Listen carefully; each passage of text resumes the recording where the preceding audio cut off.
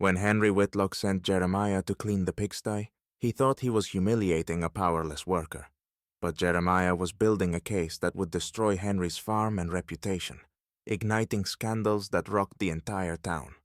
What happened next would shock even the most hardened. Let's begin. Jeremiah Davis stepped off the rattling bus, his boots hitting the cracked pavement of Prairieville with a quiet determination. The sun bore down on the sleepy town, its rays revealing peeling paint on weathered storefronts and the occasional sideways glance from passers-by. Prairieville's reputation preceded it, a town where whispers of segregation lingered long after the signs had come down. Jeremiah had grown up with such unspoken rules and knew how to navigate them, not with submission, but with quiet strength. At 28, Jeremiah's lean frame and strong hands spoke of years spent working hard jobs that others wouldn't touch. His dark eyes surveyed the unfamiliar surroundings with a calm, calculating gaze. He wasn't here to make friends or draw attention. He was here to work, to send money home to his mother, and to survive on his terms. The Whitlock farm loomed ahead, vast fields dotted with rusting machinery and squealing hogs. It was the largest farm in the county, and its owner, Henry Whitlock, had a reputation as tough as the land he worked. When Jeremiah arrived, Henry was waiting, standing tall in dusty boots with his thumbs hooked into his belt. His cold blue eyes raked over Jeremiah, sizing him up like livestock at an auction. "You Davis?" Henry asked. The words clipped, his tone making it clear he didn't care much for the answer. "Yes, sir," Jeremiah replied evenly, his face unreadable. Henry didn't bother with pleasantries. "You'll be cleaning out the pigsty," he barked, jerking his chin toward the sprawling pens behind the barn. The command hung heavy in the air, a deliberate show of power. The pigsty wasn't just filthy work. It was meant to humiliate, to remind Jeremiah of his place. Jeremiah met Henry's frosty gaze without flinching, his broad shoulders squared. "Understood," he said, his voice steady. He turned toward the sty without waiting for more instructions. Henry's lip curled in satisfaction, but Jeremiah didn't look back. The pigsty was worse than Jeremiah expected. The mud and filth clung to his boots with every step, and the overpowering stench clawed at his throat. Flies buzzed incessantly, and the squeals of pigs grated on his ears. It was work designed to break a man's spirit, to make him feel small. But Jeremiah wasn't easily broken. Gripping a heavy shovel, he got to work, his movements precise and deliberate. The sweat on his brow mixed with the dirt that clung to his skin, but he refused to falter. Around him, the other farmhands passed by, their laughter and murmurs cutting through the din of the sty. Their disdain was palpable, their comments dripping with condescension. "Bet he's never seen real work before," one muttered, loud enough for Jeremiah to hear. Another laughed, adding, "He'll be gone by the end of the week." Jeremiah didn't respond.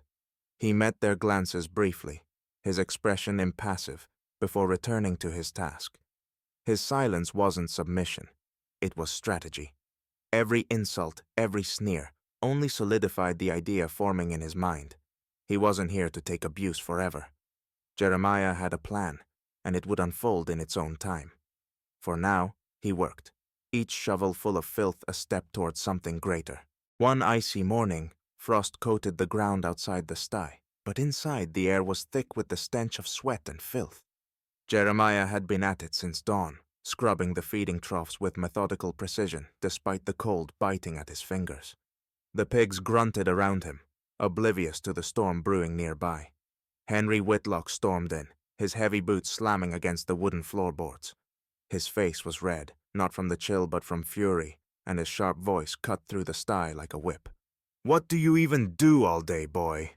he spat, his voice loud enough to draw the attention of the other workers loitering nearby. The insult, steeped in condescension, hung in the air. Jeremiah paused, straightening from his crouch to meet Henry's blazing eyes. His muscles ached from days of relentless labor, but his back remained straight, his pride unbowed. He locked eyes with Henry, his expression unreadable, and said nothing. The silence was deafening, a refusal to engage on Henry's terms. Henry took it as defiance, his rant escalating as he pointed out imaginary shortcomings in Jeremiah's work. The other workers smirked, enjoying the show, but Jeremiah's calm remained unshaken. Behind his stoicism, a plan was already forming. Later that evening, Jeremiah made his way into town. The dimly lit streets were nearly empty, the cold keeping most people indoors. He slipped into the small brick building that housed Ruth Thompson's legal aid clinic. Ruth, a formidable woman with a sharp mind and an unyielding sense of justice, greeted him warmly. She was well known among the black community in Prairieville as a fighter, someone who didn't back down even against the most powerful. Over coffee and quiet discussion, Jeremiah laid out his idea. He spoke of the degrading conditions at the farm, the insults, and the mounting anger he felt at Henry's unchecked arrogance.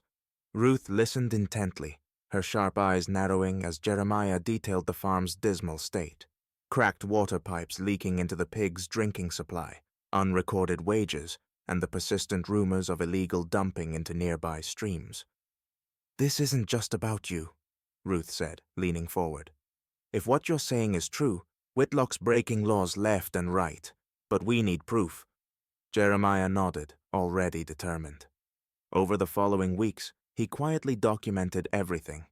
He snapped pictures of broken pipes, recorded the workers grumbling about missed pay, and wrote down every time he saw Henry turning a blind eye to the toxic waste runoff pooling behind the barn.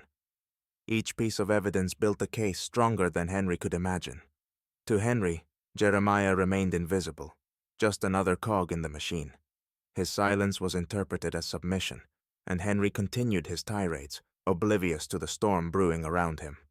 The farmhands, too, dismissed Jeremiah as someone too meek to stand up for himself. But Jeremiah's silence was calculated, his resolve steely. Each degrading moment, every insult, brought him closer to the moment he would expose Henry Whitlock for what he truly was. The sun had barely risen when Jeremiah arrived at the farm, his usual overalls replaced with a crisp white shirt and dark slacks. The early morning chill bit at the edges of the day, but Jeremiah seemed immune to it, his steps deliberate and steady. The workers milling around the barn paused to stare, their surprise giving way to curiosity as they watched him approach the main house. Henry Whitlock was on the porch, a steaming cup of coffee in hand. His usual scowl deepened as he caught sight of Jeremiah's unusual attire. Before Henry could bark his usual condescending orders, Jeremiah calmly climbed the steps and handed him a thick folder. "I quit," Jeremiah said, his voice level but firm. The words struck like a hammer. Before Henry could process them, Jeremiah added, "You might want to read this." The folder felt heavier than it should in Henry's hand. He opened it to find photos of cracked pipes leaking into the pigs' drinking water, documents outlining unpaid wages, and detailed notes on the illegal dumping of waste into nearby creeks. His face reddened as he flipped through the damning evidence, his mouth opening and closing as if searching for words. But Jeremiah wasn't waiting for a response. Without another glance at the stunned farmer, he turned on his heel and walked away. Behind him, Henry sputtered, his voice finally rising in an angry, incoherent roar. By the time Henry stormed into the barn to rally his workers, he found it empty. Jeremiah's departure wasn't the end. It was the beginning. He had spent weeks talking to the other farmhands, sharing his plans and convincing them that their collective strength was the only way to bring change. That morning, they had all walked off the job, leaving the hogs to roam freely and the farm in disarray. Within hours, chaos reigned. Pigs rooted through the barn, hay scattered across the yard, and Henry's shouts echoed uselessly into the chilly air. His workers were gone, standing in solidarity outside the farm gates with signs demanding fair wages and better treatment. Jeremiah stood among them, his presence a quiet reminder of the strength they had found in unity. Meanwhile, Ruth Thompson sent the evidence to the authorities and local media. By the next day, headlines blared across Prairieville. "Prairieville's Pigsty, Farmer Henry's Dirty Secrets." The accompanying stories detailed the environmental violations, unpaid wages, and toxic working conditions that had gone unchecked for years. The fallout was swift. Customers began canceling pork orders, unwilling to associate with a farm now synonymous with corruption. Suppliers severed ties, fearing guilt by association. Henry's once pristine reputation crumbled. and with it, the stability of his business. Even within the community, the tide turned. Townsfolk who had previously ignored or tolerated Henry's behavior began to view him with open contempt. The farm, once a symbol of Henry's power, became a symbol of his downfall.